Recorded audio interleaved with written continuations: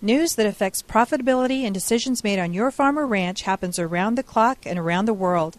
You don't have to wait until an appointed news time to get the big story. AgView.net is a site committed to bringing you the news important to you. Compared with other sites that give you every story they can find and leave you to sort it out, AgView.net has people with real-world agriculture experience that separates the wheat from the chaff to give you the stories and interviews that matter most to you. AgView.net. Well, one of those organizations that is trying to help move the ball when it comes to making that, bridging that gap between agriculture and those general world consumers, U.S. Farm and Rancher Alliance. And Randy Krotz, the CEO, joins us.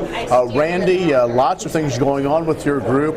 One that just completed, working with the New York Times and trying to talk about food. Tell us about that event. Right, we just returned from a 2-day event in upstate New York that was hosted by the New York Times. That it really was a group of people that want to take a look at food policy, food production in general, and that actually have a very distant understanding of what agriculture really looks like and how we raise livestock and produce food here across the country. So we were there as the farmer's voice, and we tried to bring a very reasoned message to these individuals. You know, Michael Pollan was there, a very well-known author and almost activist around agriculture. Mark Bittman, they're both writers for the New York Times, very influential across the country, actually across the globe. So we wanted to be there to make sure that they understood the passion that farmers have for sustainability, the things that are going on today's farm around livestock production. And not surprisingly, there was a very distant understanding of how food is raised and grown. So we think we made a great difference, a great contribution for agriculture. It was an interesting place. It's a location called the Stone Barns, which is literally a farm. But the parking lot, instead of filled with pickup trucks, was filled with Porsches and Mercedes. And it may have been the top 1% of the top 1%. But it was still people that have a tremendous voice and influence around food production and policy in this country. So we wanted to be a part. So they listened. Did they ask some good, engaging questions? They did. Once they also didn't sway from their message. Okay. Industrial agriculture is evil. They painted it like that. They declared war. Mark Bittman declared war on agriculture and industrial agriculture, and also talked a lot about returning to peasant farming. He truly feels passionately that that's the best way, the best for the environment, the best for the people of the planet is for us all to go back to producing our own food. And, I guess a little bit to the hunting and gathering. And I say that a little bit in jest, but certainly he talked about peasant farming a lot.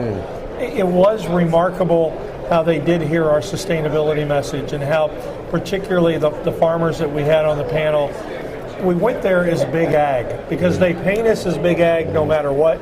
So we just openly said, all right, we're big ag, and this is how we raise livestock, and this is how we care for the land. You would have thought potentially that we haven't been improving the health of our soil for generations, and now the New York Times knows how to do it. They had a chef that spoke and talked a lot about how their farmer that they worked with was really, it made it feel like he's the only farmer in the country that knows how to rotate crops and use cover crops. So we worked a lot on educating and helping them understand.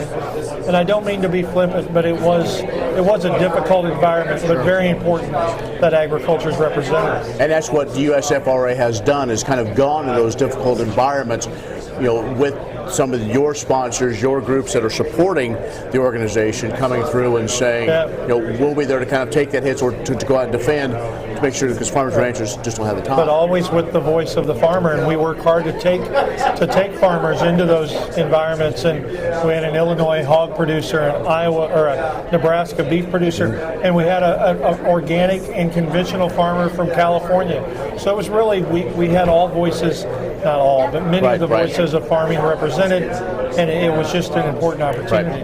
Well, Randy, again, if folks want to know more about USFRA, and of course, one of the things that this last few months, the farmland film and so on. How can folks get more information if they want to be involved? Sure, Farmland has been through the theaters now, and now it's digitally available. You can go online to iTunes, to YouTube, to Amazon. You can stream it, and in the spring it will be available in retail locations. Randy, thanks a lot. Thank you very much. Randy Krotz, who is the CEO of the U.S. Farmer and Rancher Alliance, has joined us from Kansas City for AgView. I'm Ken Rogers.